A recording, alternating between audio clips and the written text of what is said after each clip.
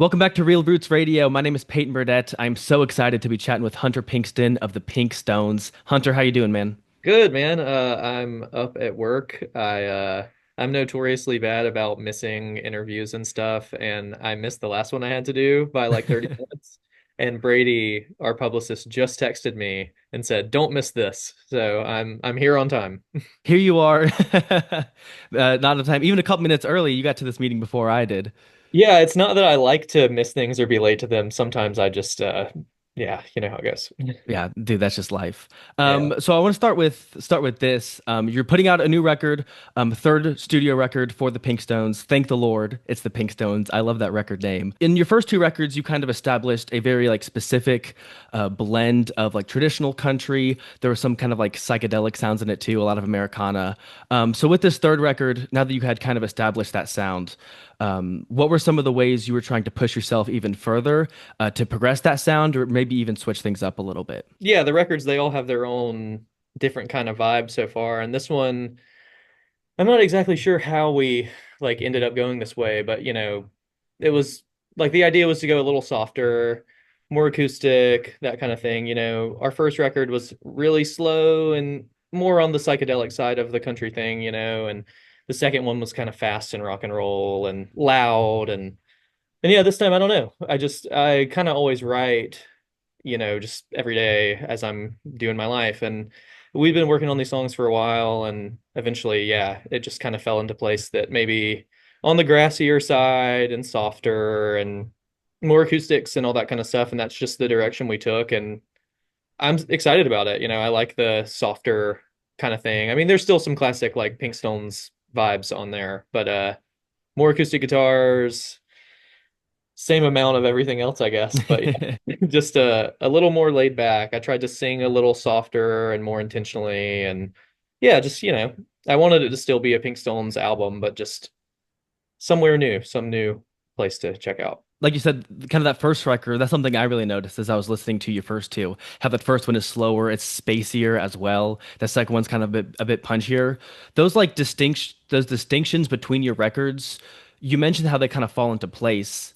Maybe like at what point in the process do you realize that okay, this record kind of has its own unique sound to the last one? I think somewhere kind of right down the middle line, I mean, there's definitely intention, going in, like we have an idea of what we're thinking, but it never really totally pans out until you're doing it, and Hmm. it so many like the first record definitely was not supposed to be as slow and spaced out as it was. And then when we started cutting it, that's just where it went. And the second one I definitely wanted to go for a funkier kind of thing, and it fell into that. And this one, I mean, I've always been like, not always, but for a long time I've been a big fan of bluegrass and all that kind of stuff. And I wanted to go into that direction on this record a little more just because we hadn't, and there's no proper like bluegrass stuff on this record, but there's a lot of influence coming from that with tried to do a lot more flat picking on the acoustic guitar and stuff like that and let that be intentional. And but there's the band is an ever changing kind of thing with as far as members go, but same bass player that's been on all the records, Adam, is on this one. So his thing is there. And then new drummer and new steel player. So it's the first time with a new steel player, Caleb, and the drummer's name is Michael. And they both, I mean, having different people too, that pushes it in a different direction, which was cool. I mean, aside from all the acoustics and stuff, just having the new steel player kind of pushed us back a little bit because in time, because he plays this 60s style, really Hmm. choppy steel. So that was nice to have for me because I love our old steel player and he's great, but it was cool to do a different kind of thing. Yeah, that steel guitar playing on your first two records is such a staple of that sound, totally. Absolutely. And yeah, John Neff, who he played on one song on this new record, he played dobro instead of steel. Hmm. And I mean, even that, he's just one of those dudes. He's great. And yeah, he's not playing with us anymore, but I called on him to do one song because I didn't want to do the whole record without having him at Got to all. sneak him in there for at least one, right? Yeah. You mentioned kind of that bluegrass influence on this first track. You actually have Wyatt Ellis. Our listeners love Wyatt. He actually was an artist at a recent festival we put on. Cool. Talk about that song with Wyatt and kind of how that collaboration happened. Yeah, totally. Wyatt, I think first got hooked up with him via Taylor Rushing, the guy who does Mhm. all of our album art. And again, I'm a huge bluegrass fan, like modern bluegrass and, all the old stuff. And I had heard of Wyatt a bunch, and then Taylor was like, "Man, you should hook up with this guy. He's young, but obviously he's a savant and he is getting into like the birds and all this stuff right now, Hmm. It's like it'd be cool." And at the time, I was thinking I want to do this more Osborne Brothers kind of soft thing. And so, I just cold called him basically and hit him up and was like, "Hey man, I love your playing and, I'd love to have you on this record." And like instantly he was like, "Yes, I'd love to." So we got him to do it and yeah, I mean, it's phenomenal. He did great and, I had never really talked to him before. Like we just kind of chatted over text and Instagram and stuff, and then sent him the song and he loved it, which was great for me. And he sang harmony and he played mandolin. And I mean, the solo, every time I hear it still, I'm just like, man, it's awesome. He's so cool, and just He's as a amazing. Yeah. really cool guy, like being that young and being that cool is, like not many people have really figured themselves out at that point. Like he has a pretty good idea of, who he is, which is really cool. And yeah, I mean, it set the tone for the record for me, that first song. It's like you drop the needle on the record and he's a big part of that first push into the album, which is really cool. I'm super grateful we had him and you know, he we've been chatting a lot and he said that his band is going to start doing that song and they might cut it for a record. So that's pretty cool Cool. too. So you'll That's probably hear sweet. some more of it. Yeah. I think I just saw on Instagram a couple days ago, like he finally got his temps or something like that. Just Yeah. finally get behind the wheel. So Yeah, yeah. yeah, he's young and he's been crushing it for a couple years now. It's unbelievable, man. Yeah, it's so cool. I mean, and for me, to be able to link up with him and become friends and stuff, I mean, it's inspiring. He's super cool. And yeah, we're about to go up to Nashville and do this Americana Fest thing. And I think we'll probably get together for that and maybe try and work some stuff out. Yeah, that'll be cool. Yeah. Your roots didn't begin kind of in like bluegrass and whatnot, because you started off doing more like heavy metal punk stuff, correct? That's true. Yeah, absolutely. Yeah. So where did that love of bluegrass or interest in bluegrass, where did that start and kind of was that early on as you were doing like the punk metal stuff, or is that more of a recent development? I think a classic story for a lot of people who grew up in the South is, I heard a lot of that stuff when I was a kid. And I'm about to turn 29. So, the era that I was a kid, music was so strange and it was like social media was turning and all of this Hmm. stuff. Just an interesting time to be a kid, I think, and so naturally I rejected anything that I had heard as a child or anything that my parents thought was cool, anything that was vaguely mainstream, and I went down the punk Hmm.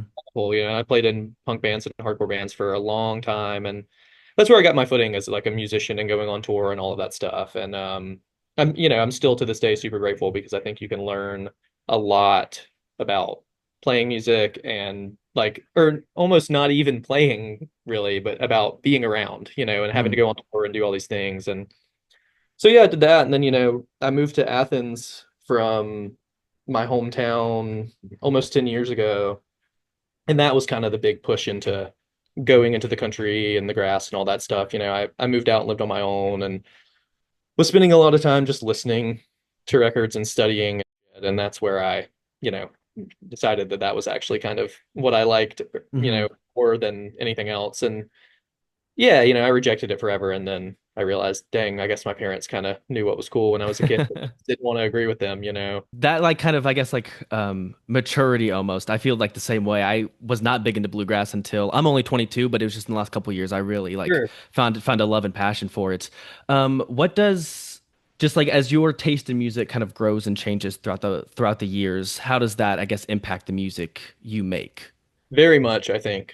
I mean, even, like you can look at the three Pink Stones records, and it's a pretty good scope of what was like my main Hmm. listening focus at the time. I mean, yeah, I mean, I really consume music like super heavily, and listen all the time and try to study. And this one, it was a big just push in that. I mean, and it's not just bluegrass on this record by any means. That's the big Hmm. thing.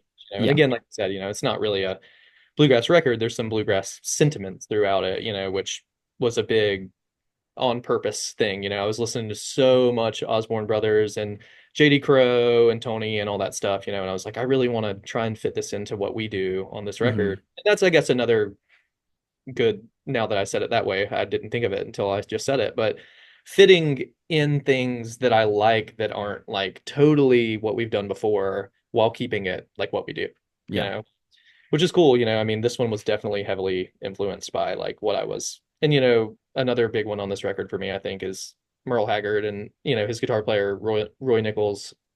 It's like stuff that I've been obsessed with forever. And then my like view of it changed after listening it so many years. It's like now I'm like, wait, I've always loved this Hag stuff, but now I really want to like love it in my music, and Hmm. start trying to go that way a little more and stuff. And yeah, this is kind of a side tangent that I'll make super quick, but while we were making the record, there's this great video of Merle playing at the White House. Hmm. It's like all stoned out and it's like super cool. Roy Nichols is playing guitar, Yeah. great. But I realized the Osborne brothers opened the show and I found this other Yeah. clip and they're playing and I hadn't known that. And I was a Hmm. huge fan of them too. And then like that was kind of in the middle of the record. And I was like, man, what if we like took Osborne brothers and Hag and then took our thing and just like smashed it all together in this one thing. So that was kind of part of the idea too, I think. Two things. First off, I had the exact opposite experience. I had seen the Osborne brothers perform at the White House. I did not know that they were just opening for Merle Haggard. Yeah, that's so Um, funny. but two, to me, I think like that just kind of is that's what the Pink Stones is it's a like we mentioned at the beginning, it's a blend of all these different Yeah, artists that you're pulling from, and I think that's what makes you and your band so interesting. totally. Yeah. I mean, like I talk about it all the time. It's like there's a lot of great acts out these days that do the traditional thing, like Hmm. full down the line, wear the outfits, do the thing. And I love that. I love seeing those bands. I think it's really cool. But, for me, I always try to do like my thing with that is like the influence, and it's like Yeah. I still don't even really know what my thing is. I'm figuring it out all the time, but it's like it's a cool thing to and like a lot of the people that I love so much, some of my earliest influences in this sort of thing, like, Graham Parsons, it's like there was no real foundation for what he was doing. It was just Hmm. like I like all this stuff and I'm me, so I guess I'm just gonna try and do something. And that's kind of how I look at it for myself too, and inspiration takes from all sorts of things, it's not just the music, it's just life, Yeah. which is cool, it makes all these records different. It's interesting stuff, it's weird. I Hmm. never think about it as much until I start talking about it, but yeah. You're honoring tradition while still trying to push things forward and being true to yourself, kind of all of that coming together. Exactly. I couldn't have said it better myself. Yeah, Um, exactly. you've mentioned your fascination, speaking of kind of like old time music, or not old time music, but some of these old timers. Kind of your interest in a lot of these like gospel singers from back in the day Yeah, who were yeah, maybe very different on a Friday or Saturday night than they were on a Sunday morning. How sure. does your interest in those singers kind of impact this record? And where does that show up on this record? I mean, big time, there's some songs that really, it's funny, I think Thank the Lord, the song, was one of the first Hmm. ones that I wrote for this record. And I kind of immediately knew that I wanted it to be the title track and everything. And then I've always thought it was really, I just love that concept, that thing. It's just so funny. These like people who are singing, you listen to these old Jerry Lee Lewis records and stuff, like his country records, and it's Hmm.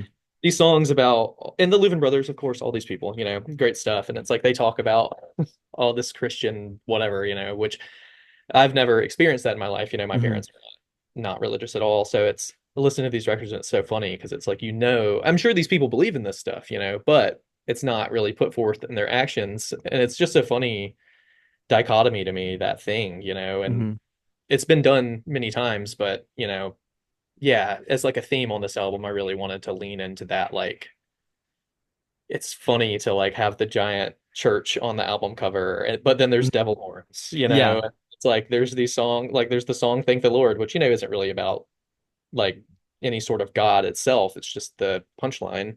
But then you have these other songs on the record that are like full on about honky tonkin and whatever, and being bad. And yeah, it's just a funny, cool little thing that you can play with. And I've always Hmm. had a fascination with it, listening to a lot of these. Like, and another great one, Porter Wagner, all this stuff. There's all these songs where it's like really funny Yeah. how it is, And I was talking to Taylor, the guy who does our art, about little Jimmy Dickens has this suit that my steel player showed me, and it's like this awesome nudie suit, but it's got these giant devil heads on it, and it's like so crazy, because he's like playing Uh-huh. pottery and stuff, and he's got these giant devils on him, and it's just so Yeah. funny, I mean, these back in the day, those people were crazy, I mean, people It were was crazy. Man, it was a different time. it really was. And that like you said, that dichotomy too of just like the Saturday night versus the Sunday morning. I mean, it's such like it is just it's what I mean, it's such a big part, I guess, of what country music is. Absolutely, man. Yeah, totally. What are some of the other songs on this record that you're excited for people to hear? All of them, I guess, but it's interesting, when we were doing this, trying to figure out the singles and stuff, and we talked to our manager Drew and talked to the label and try and figure it out. And, we always pick three. And it's funny because not really any of them were the ones we were originally thinking of, Hmm. And so yeah, there's some songs on there that when people listen to the whole album, I hope they really like. Summer's Love, Winter's Pain was a song we've been playing for a really long time, and we thought it was going to be one of the singles, and we pushed it back. And then that song Hard to Kill as well, been playing these songs live forever, so we just assumed they would be singles, and then we cut some other songs and we were like, people will listen to the record, they'll hear those too. Yeah. So yeah, I mean, I really like a lot of the songs on this one. I mean, I like all of them, of course, but a lot of them, I'm really proud of. The last song on the record, which is like just me, like a solo kind of song. I'm stoked about that one. It came together really well. I'm pretty, yeah, I don't know. And everyone shined really well. Like there's a lot of guests on the record. My friend Curtis played banjo on the first two songs. We've got Is that the Wyatt. first banjo on a Pink Stones? The the first 7-inch that came out before we signed with Normal Okay. Town. There's a little bit of banjo on it, but this is the first like full, and yeah, talking about the bluegrass thing, like that first song, it's like electric bluegrass Hmm. ensemble, kind of like the Osbournes, like Yeah. banjo, mandolin, but you still got drums and piano, it's pretty cool. Interesting, weird stuff. Break the Hmm. mold. That's how I think. Exactly. How so your second single, Real Sad Movies, Big Jet Planes, was kind of inspired by being up in the air traveling. As like a songwriter and kind of as you said, you're kind of writing through life. How does being a touring musician impact your songwriting? It is interesting, I mean, I don't write on the road very much. Like when I'm out with the band and stuff, it's, everything's so fast. It's a lot of the Hmm. times I'll just live in the moment so much that I'm like not thinking about it. I feel like most of the time when I'm writing, it's at home, like working and stuff. It's like I'll get off work and I have these ideas and I jot them down or, record it in my phone or whatever. And that song's a funny one because, yeah, like as the story goes, it's like I had never really spent a lot of time in airplanes. And then I did. And I was in Philadelphia last summer for a week. My girlfriend had moved up there for the summer, so I was there just hanging out for a week. And we were like walking through the city, and I was like, man, I've seen a lot of real sad movies on planes. And then I was like, wait, where's my phone? And I Write like that wrote it. down. Then I went back to her apartment that night and like, fleshed it out and wrote it. And I came home and recorded a version of it, an early version. And I was like, man, and that's how it is for me typically. Like even last night, I was trying to go to sleep because I had to come to work and I was just ideas like it's usually like one line, I'll have some thought and I'm like, write it down and then work on it later. And that's usually where it all comes from for me. And it's interesting, the whole, yeah, just writing, because I used to not be so intentional about it. And now I've finally started getting back into reading and like trying to Hmm. focus more just on like consuming things that are good for you as opposed to like staring at Instagram all day, and I just, yeah, it makes me more excited to write and stuff, these and traveling, it's like I might not write when I'm on the road, but I'm surely getting a lot of ideas while I'm out there to bring You're home. living life, you know. Yeah, which is fun, and I've been thinking more about wanting to go out and be intentional on tour and, like try to write more, but I also try to force myself not to write, Hmm. like it's I don't like the idea of like, and it works really well for some people, the regiment, sit down, make it happen thing, but I haven't gotten much out of that. So I kind of just try to let it come to me. And then when I get the inspiration, really wrangle it. Yeah. I feel like as a writer, as you're kind of putting stuff out, you're putting, you're writing things down, you're putting things out. You need to be taking a lot in too. You still kind of have to be living life in order for that inspiration to come.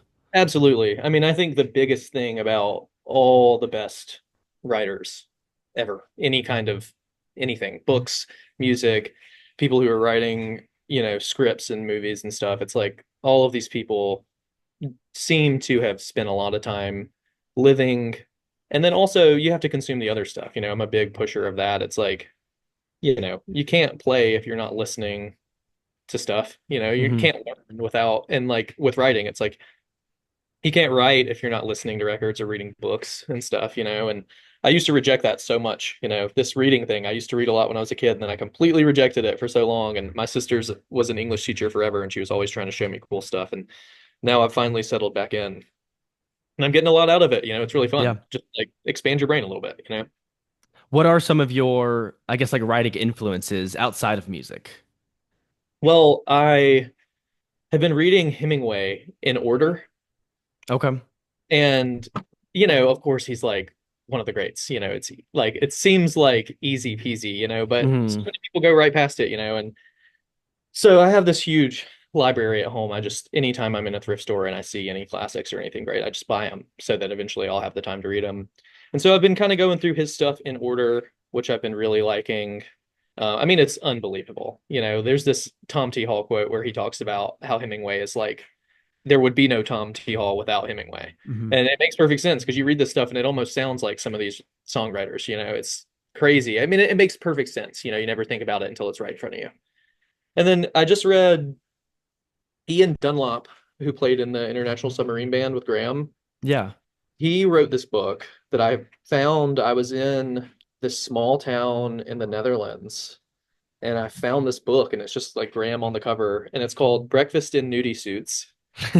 So of course I was like, I have to buy this. Of I course. bought it and I read it, and it's like his writing, it's like a current, person that's around is Hmm. beautiful. I mean, it reminds me so much of a lot of that stuff that I've read from back in the day, like Tom Robbins or Hemingway or any of that great stuff. And yeah, so many things. I mean, I was rereading Walden the other day, and I mean, it was blowing my mind. I hadn't read it since I was like 18, and it was like, oh my God, this was 200 years ago almost, and this Yeah. guy has got it all figured out somehow. It's so many little things like that. And I'm a novice to this, reading all the greats, but I'm trying to get there. And you appreciate it more now at 29 than you did at 18. Oh yeah, I mean, when I was 18, I was just like, all I cared about was power chords on electric guitars and tearing down the system or whatever, which I Uh-huh. still believe in that, Yeah, but absolutely. now I'm just a little more settled into myself and I want to focus on the good stuff. Hmm. Yeah. It sounds like most people on this planet. I So, think, yeah. yeah. We'll close things off with this. You're going to be playing at Americana Fest here, which I think is just about a month away. Yeah. You've played at Americana Fest before. You're coming back this year after taking a year off. What do you love so much about Americana Fest? I mean, it reminds me of many similar things. The best part for me is I get to see so many of my friends. Hmm. A lot of people are there playing, so it's a big hang. And, we get to be in Nashville for 5 days, which is always great. Um, and, I mean, the whole thing's cool. It's like putting a focus on the music, and like having people who want to come out and check it out. Hmm. And for us, it's great because we get to play a bunch and see a bunch of people that like, and by that I mean like people like fans. We get to see a lot of different crowds in one Yeah. city a week, and yeah, it's fun. I mean, they've always been nice to us, and it's always been fun. And we took off last year. I don't remember why. I think we were just kind of in between cycles and made no sense for us to go. But I'm excited to go back for sure. And our steel player Caleb lives in Nashville, so Hmm. he doesn't have to drive to meet us this It's time. easy for him. Yeah. Yeah. Yeah, so looking forward to Americana Fest next month. In the meantime, in just about, I think, 10 or 11 days, you're going to be up in Cleveland, Ohio, Correct. northern part of our state. Go ahead and let all of our listeners know where they can find you online for your tour dates and for your music. Yeah, thepinkstones.com. That's the big everything should be there, hopefully, if we've turned it in on time. Hmm. All the links to anywhere else should be there. On Instagram, it's the Pink Stoners because some guy owns the Pink Stones already. But yeah, we'll be there. We're doing a bunch of shows like the next with this new album coming out. We should be in and out of everywhere a lot. So hopefully Hmm. more where you are. Yeah. Yeah, hopefully, if you ever do, you're more than welcome to stop by in the studio. We got people play live with us all the time. I So, would love to. Absolutely, man. yeah, we'll keep an eye out. Hunter, it was great chatting with you, man. Yeah, you too. Yeah.